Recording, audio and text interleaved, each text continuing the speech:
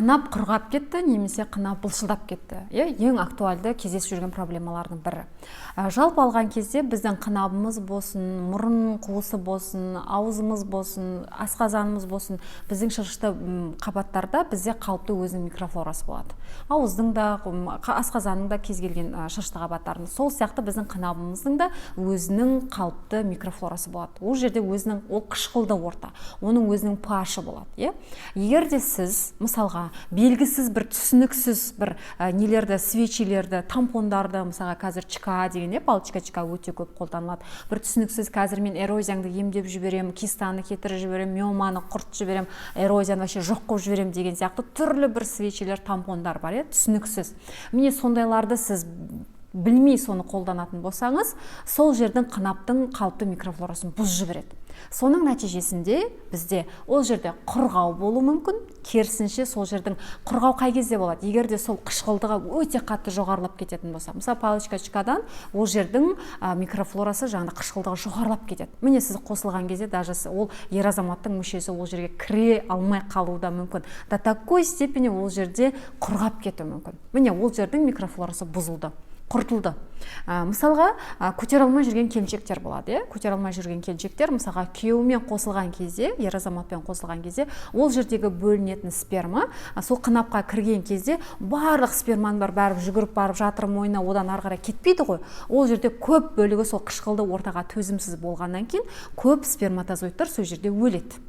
Ал егер де мысалға сіз көтере алмай жүрдіңіз, сол түсініксіз тампондарды салып алдыңыз, якобы жаңағыдай бір көтеріп кетуі мүмкін деген сияқты. Ал ол жерде көп бөлігі, былай айтқанда басым бөлігі 90 одан да жоғары пайыз спермаларыңыздың барлығы ер азаматтың сол жерде өліп қалуы мүмкін. Неге? Өйткені қышқылдық жоғарылап кетті. Сонымен қатар Алла тағала бізді солай жаратқан, барлығын есеппен жаратқан, сол қынаптың қалыпты микрофлорасының өзі сырттан келетін инфекциялардан, бактериялардан, қоздырғыштардан қорғап тұру үшін. Неге? Өйткені сол микрофлора, сол жердің қышқылдық орта бізді сондай қоздырғыштардан қорғап тұрады. Егер де сіз жаңағы мен айтып отқан свечилер, тампондар, тағы да мысалға сондайларды қолданып, немесе сіз дұрыс емес тамақтанып, мысалға ретсіз қышқыл тағамдарды, ретсіз тәтті тағамдарды, майлы тағамдарды, міне осының бәрін қолданғаннан кейін ол бір жақ арқылы шығу керек қой, мысалға да. Міне сол сіздің мысалға нәжіс арқылы, немесе несеп арқылы, немесе осындай бөлінділер арқылы ол сыртқа шығу керек. Ол былай айтқанда сол жерден сүзгіден өтіледі. Міне егер де сіз сол қынаптың микрофлорасын бұзып жіберген кезде, керісінше ол жердің микрофлорасы одан сайын құртылып, қышқылдығы төмендеп, ол жер былшылдап кетуі мүмкін. Сұйықтық мына бөлінілер өте көп бөлініп кетуі мүмкін. Міне соның нәтижесінде сырттан қандай да бір қоздырғыш келіп тұрған кезде, ол жерде не істейді? Ол әрі қарай енуіне сіздер жол ашып бересіздер.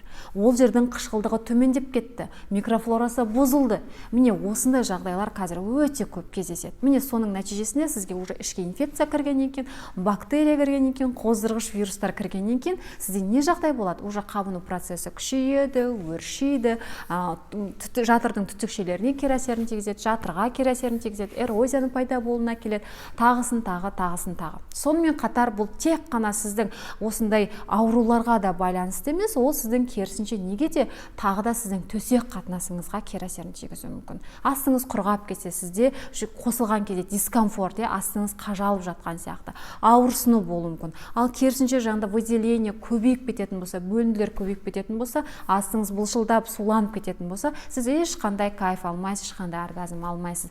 Міне қыздар, егер де астыңызда осындай дүниелер болып жатса, астыңыз құрғап жатса, немесе бұлшылдап жатса, сіз міндетті түрде гинекологтың тексеруінен өтуіңіз керек. Ол жердің микрофлорасын анықтауыңыз керек. Қабыну процесі бар ма, қоздырғыш бар ма, соны анықтауларыңыз керек. Міне соған байланысты әр қайсыңызға индивидуалды түрде ем тағайындалады. Сонымен қатар, қыздар, мен сіздерге айтайын дегенім, қазір Инстаграм желісінде, мейлі басқа да желіде өте көптеген түсініксіз свечилер бар, түсініксіз гельдер бар, түсініксіз тампондар бар. Оны сіз білмей, оның сіз құрамын білмей қолданбаңыздар. Өйткені сіздің денсаулығыңызға нұқсан келуі мүмкін. Мысалға палочка ЧК дейміз, ЧК таяқшаларынан бізде рак пайда болған кездерде болған. Сол себепті өз денсаулығыңызға немқұрайлы қарамаңыздар.